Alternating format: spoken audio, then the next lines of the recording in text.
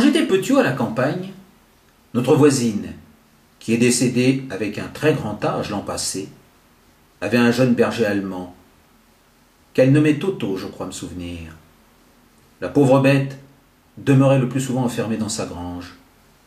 Il convient de préciser, pour comprendre la suite, que le dehors était une ancienne abbaye, et les maisons formaient un grand arc de cercle ouvert, presque de la forme d'une piste d'athlétisme.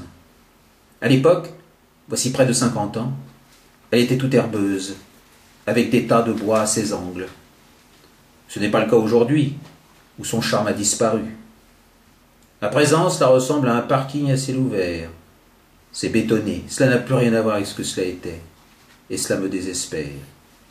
Mais pour une fois, ce n'est pas le sujet.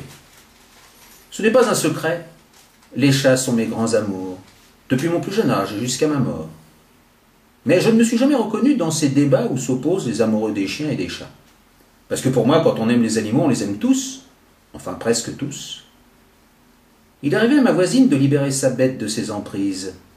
Je me trouvais sur le côté, voyais là un spectacle éblouissant, fascinant, marquant. Le bel animal s'élançait avec une telle puissance, joie de liberté, une telle vitesse, une telle grâce dans sa course effrénée, que je le revois comme si c'était de la veille. Le pauvre est forcément mort depuis bien longtemps.